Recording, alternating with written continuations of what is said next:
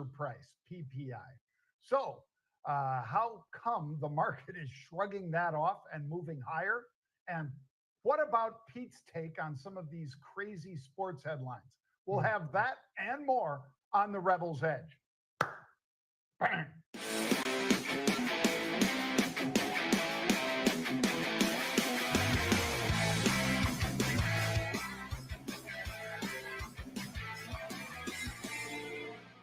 All right, here we go. We got a man.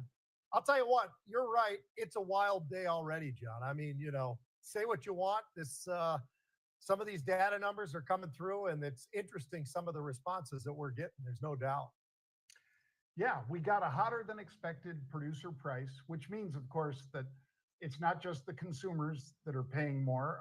The producers were paying more as well. Now, it's not runaway inflation, but nonetheless, we were hoping, of course, that we'd see flatter numbers, and instead they're up, even if it's just a little. And I'll be as honest about that as I can. That is keeping the Fed on the sidelines. So why, Pete, are the 10-year yields dropping is my question to you. I don't know if I got a good answer for that one, but I really don't know. But I will say this, John. If we are we jumping into macro minute right now? Sure, let's do it. Let's do it. I'll say January, month over month, increase of 0.4% for PPI, producer price, slightly above expectations. Core was up 0.3, so both of them up, whether you take out volatile food and energy and all that stuff. But nonetheless, Pete, I'm going to say that the macro is that people, after seeing all the stuff from Doge and Elon Musk, are thinking if he can really take $1 trillion or $2 trillion off of our debt and off of our ongoing obligations, that could be one of the biggest cuts to inflation we could possibly see. I'm saying it's optimism over those discoveries and subsequent cuts by Elon Musk, Pete.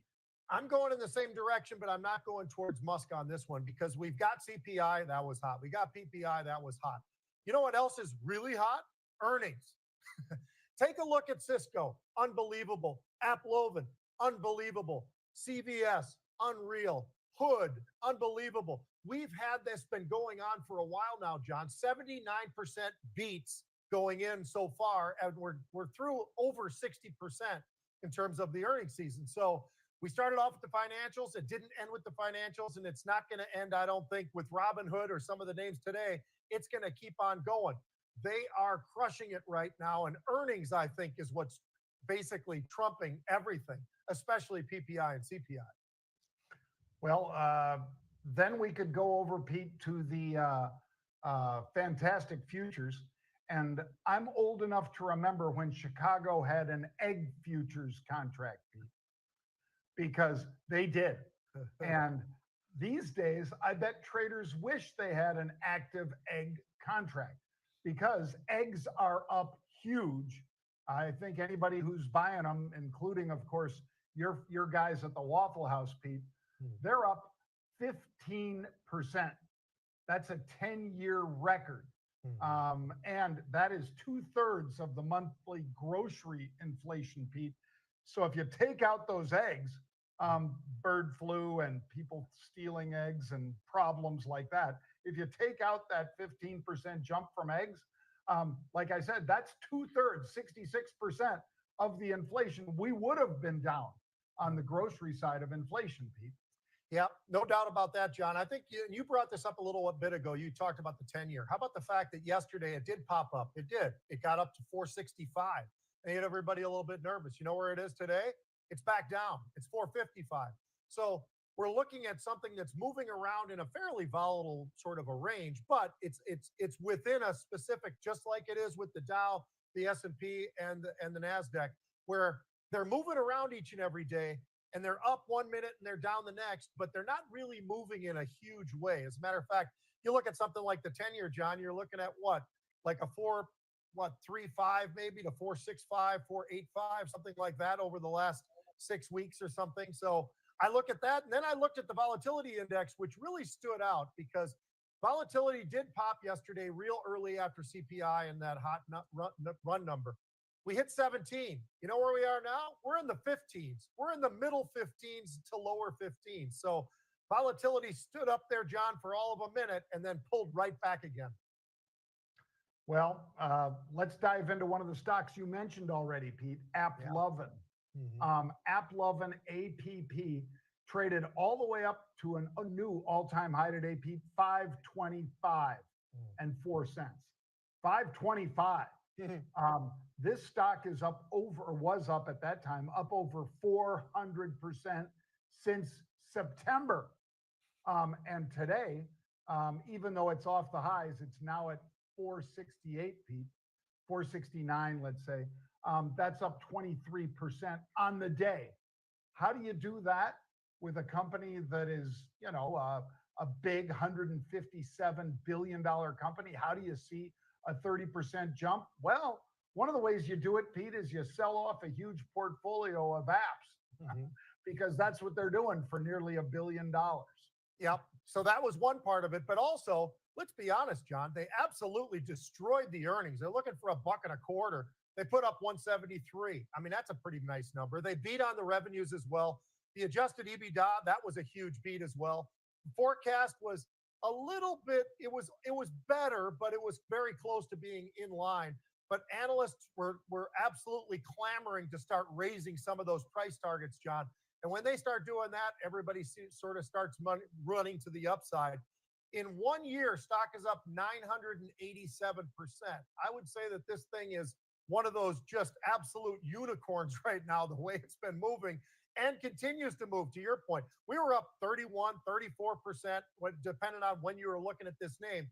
They crushed it. And as we were talking about, when you do that well on your earnings, you've been around for a little while, and you actually do have earnings, I would say this is about as impressive a number as I've seen.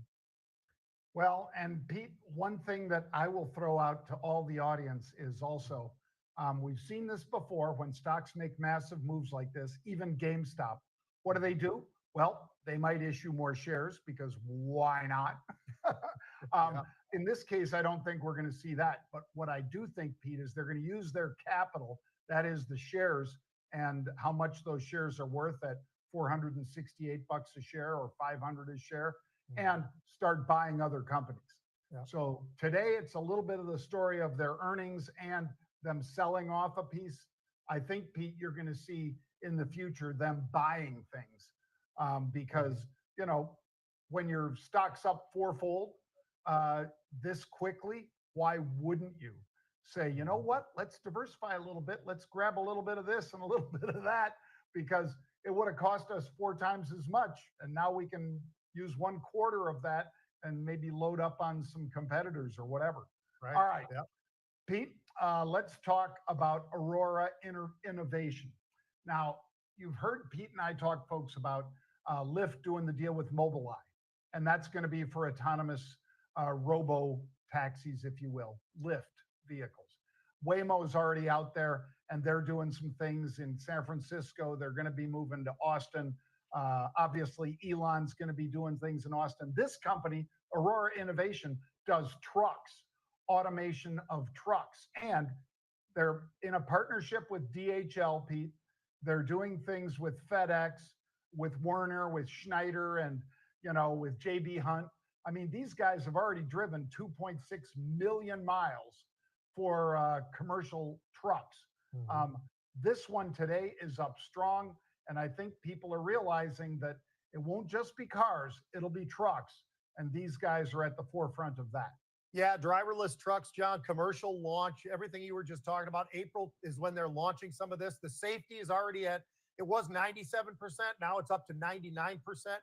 And some of those partnerships you mentioned, I think, are pretty interesting. DHL, I think I'd throw in Volvo. But how about even the partnerships with NVIDIA, with Continental?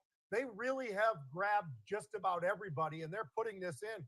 This is an amazing company, what they've been able to do. And I'll tell you, John, when I look at an up 27%, it's a little bit over $8, 8.40, I think is where it got to the highs. They've got some shorts, 5 to 7%, a little bit of a squeeze there.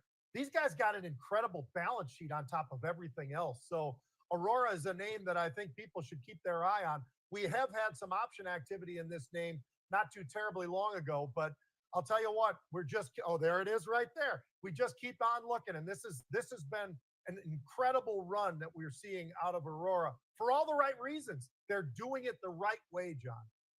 Yeah, I mean, it hit a high of 873 today, folks. So when you see that Pete just mentioned, the unusual activity, that was 2 days ago. So people were betting 2 days ago that these guys would have big numbers. There it is again. There it is. It's now 50 cents higher than that price that you see on the screen, 821. It's now over 870.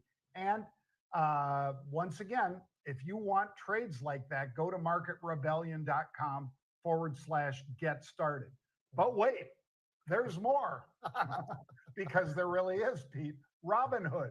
Yeah. So let's say that you said, oh, Aurora Innovation, that's great, but I didn't really trade that name very much before, but a lot of you have heard of and traded Robinhood. Well, Robinhood shares surging today, and they had unusual option activity.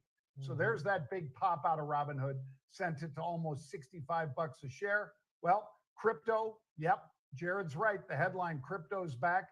They're making a fortune, Pete, off of crypto brokerage on Robinhood. They were smart to get involved there. And now, because of this unusual option activity in Hood, people were buying calls with the stock, I think, around 53 bucks, Pete. And today, stock trades through 63. It's an unbelievable run. It's all-time highs. It's been absolutely been on a sprint to the upside, John. There's some of the numbers right there in front of you, and you can see that unusual option activity in Hood. But you know what's amazing? It's not even all that stretched, despite the fact that it's run the way it has to the upside, the way it has in a very short time frame. It's still not stretched. It's talking about a PE of 40. I mean, is it a little bit higher? Yeah, it's a little bit higher, but nonetheless, it's been an incredible run. The big beat was on crypto trading, and that was something they talked about. The biggest driver is what they said. Transactions, the revenue from transactions, John, doubled quarter over quarter. Oh, they're only up 200% year over year. So I would say this, Robinhood is clicking. They are absolutely just bringing it all in, and they got net deposits of $16 billion. I would say this is no longer just a little startup. I would say Robinhood is the real deal right now.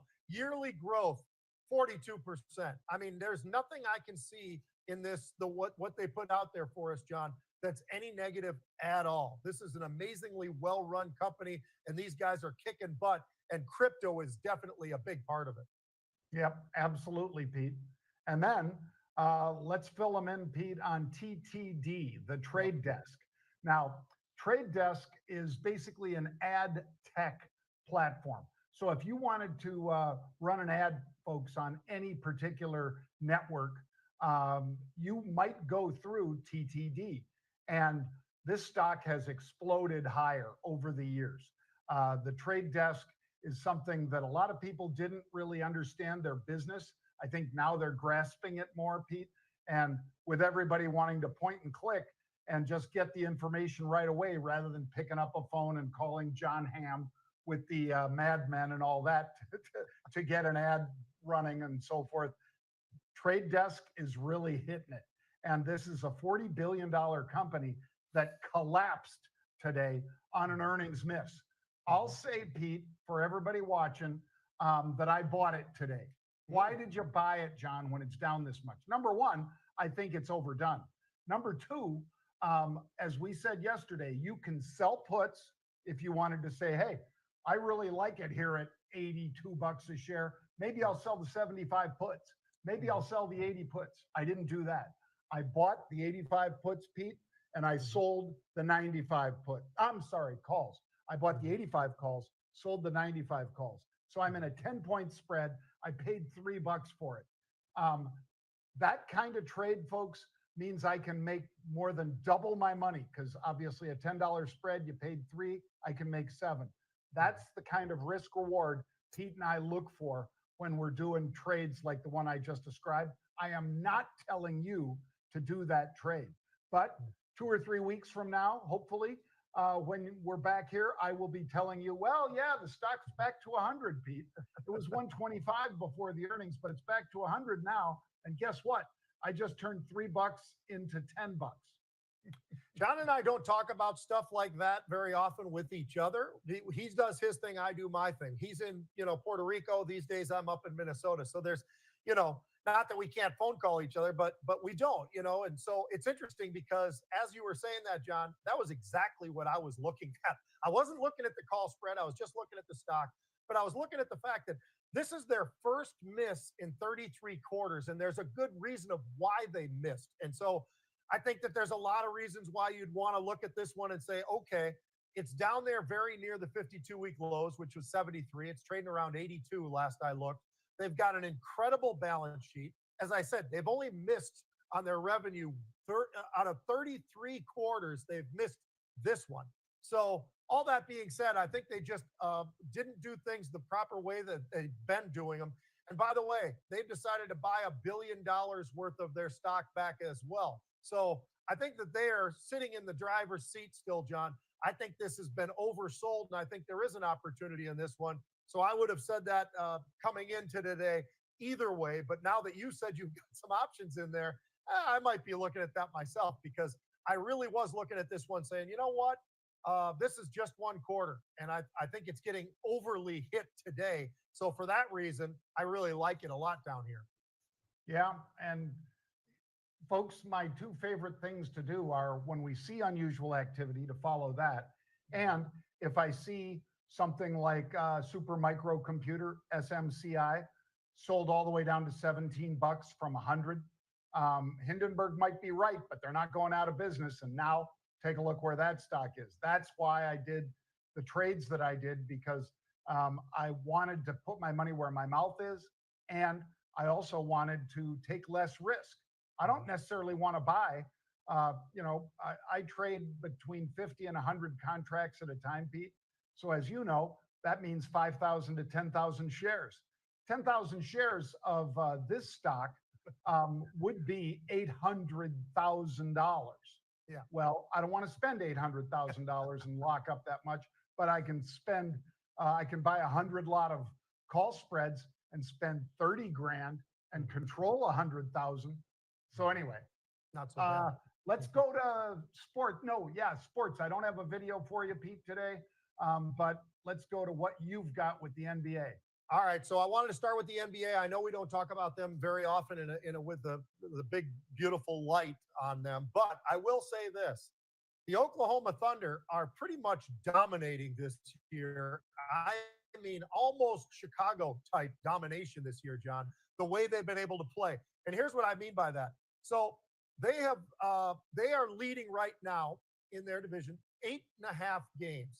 They have a 25-3 home record right now. That's not so bad. I mean, let's just think about this in this era that we've got now where people are sitting out and all the rest of this stuff. You've got that kid, Shai Alexander. He is leading the NBA in what he's doing with points. 32.6 points a game, John. Then you've got Chet Holmgren, local kid. I played basketball with his dad back in high school, and this kid went from St. Paul. He went all the way out there to Gonzaga. He gets drafted down there by Oklahoma. He loves it. He's got 8 rebounds. He's got 15 points a game. I mean, he's just very consistent. He's skinny, I know that, but the guy is an unbelievable power forward who can dribble the ball and shoot threes as good as almost anybody. They got a great center down there as well, John, who's rebounding like an absolute freak show, Hartenstein. But the important part about what they're doing is they're not turning over the ball. As a matter of fact, they're number 1 in the league in not turning the ball over. They're also number 1 in the league in forced turnovers. So when you've got that kind of a thing going, you're winning on both ends. And this group is really outplaying everybody else. Cleveland's having a great year. We should mention that as well. Great year. But I'll tell you what, right now, the Oklahoma Thunder are absolutely dominating everything. And it should be, they're one of those names where I think they're worth watching for anybody, even if you're not an NBA fan. I think you got to watch when these guys are on TV because they really are out on a mission to win this whole thing. And this is just the start of it because all the names that I just mentioned, they're all really young. These guys are very, very young. So they might be around for quite a few years on the run that they've got right now. Yeah, OKC, Pete. I remember last year they basically made a 25-year commitment to staying there Yep. in Oklahoma City, and the fans love them. Obviously, they've had an interesting past. I'll say that Yeah. because one of the owners, Aubrey McClendon, I think, something Yeah. like that, Pete, was Yep. one of the owners. He had some issues, and he's no longer with us. But the team is still flourishing, and he loved that team almost as much as he loved oil and gas, Pete. But I will say that they are an exciting team. It's kind of like your Timberwolves. A lot of people don't pay attention to the Timberwolves, to OKC, and they didn't pay attention to the Bucks until that big Greek kid Giannis all of a sudden made them pay attention. So you do yourself a favor and check these guys out. Yep. Anthony Edwards with the Timberwolves is absolutely unbelievable. He's having another great year. It's incredible to watch these guys, and the ownership, we talked about that. All right, secondly, I got this one for you, John. Joe Burrow. Joe Burrow is taking a page, and I think it's worthwhile pointing this out because not enough football players do this. He's taking a page from Tom Brady. He's saying, you know what? Let's reconfigure my contract, and I want to have my receivers with me along the way. I want Chase. I want Higgins. I want Hendrickson on the defensive side of the ball as well. How do we do that? They've got space. They got 46 million in cap space, John. He's got what would be a 43 million or $46 million cap hit as well. Now, if he can do this, which he can, shift around and move some of that money around, one of the things they could do is they could make some of it into a bonus for him. That's going to change things a little bit. They can also push it further back because when Burrow signed this, it was a 5-year, $275 million contract. You can push that out. And when you get to that level, then you can pull it back again and then take it again, just like you did this go around as a signing bonus. If he wants to do all of that, it's a little complicated, but Tom Brady did it. If you want to do that, you can keep that team together and you might even be able to have some money to go out and get somebody else. I love what we're seeing out of Joe Burrow. I don't know why we don't see more of these quarterbacks making these kind of moves, John, so that they can have the players. If they truly want to be Super Bowl and not just having all the money in the world, that's the way to do it. And I think Burrow's very, very smart to take the page from Brady because Brady did this in New England, whether people know it or not. He always cared more about Super Bowls than he did about the money. He liked the money. Don't get me wrong, but he liked those Super Bowls even better. And all you've got to do is shift this thing around a little bit. I love what Burrow's doing, and I think that he is doing the sacrifice that might be the difference for Cincinnati next year. Well, and you and I touched on it, I think, Monday, Pete, when Jalen Hurts was saying that he said, money's great, championships are better. Yep. Yeah. And, once you get to those guys' level, and they're all making a fortune, let's be serious. And I know all of you know that any of these superstars, Joe Burrow, Jalen Hurts, they're all making a fortune. But to be willing to cut back or take less, I mean, Michael Jordan, Pete, in 1995 or 1996 was making $3 million. Could have been paid a lot more. Yeah. Was paid. And to give you an example of what happened next, his next contract, Pete, 96, 97, and 97, 98, he made 30 and 33 million. So do you think something really happened that dramatically, or was Michael willing to play for less? Probably not all that happy about it. There was a salary cap issue too, I understand. But he wanted to win, and he wanted another three-peat.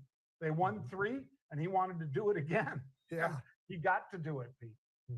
Yeah, it's amazing. If you really want to show everybody that you want to be a winner over the dollars are there, John. I mean, let's be honest.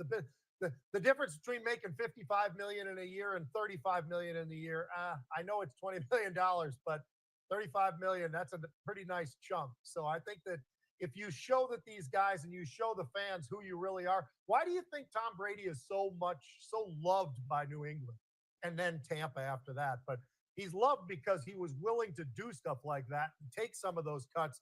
And he's going to get the money somewhere else anyway. All of these guys are commercials and, deals, sponsorships, you name it, whatever it might be. But they really have to show their true colors. And I think that that's what I'm so impressed with Burrow right now is he's showing the true colors. He wants a Super Bowl. He hasn't gotten it yet. He wants to win a Super Bowl.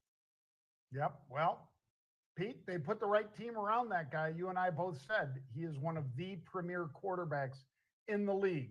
Yep. And you give him, with Higgins and these other guys around him rather than losing them. I think he is in a position to do that, but they got to have a defense, and they've not had a defense for years. Yeah. All right. He is Pete Najarian, folks. I'm John Najarian. We appreciate you joining us.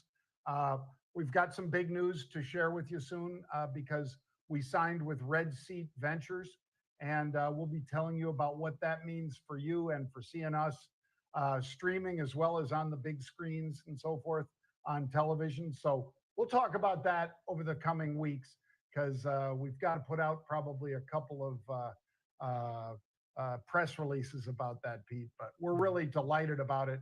And remember, if you want to join us, write down, that way. Yep. Right down there. There's the QR code for RebelCon 2025, March 22nd, out in Las Vegas.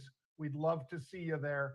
Click that and you can see the speakers, what's going on, and the Grant Cardone and a whole bunch of other fun stuff is going to be happening at RebelCon 2025.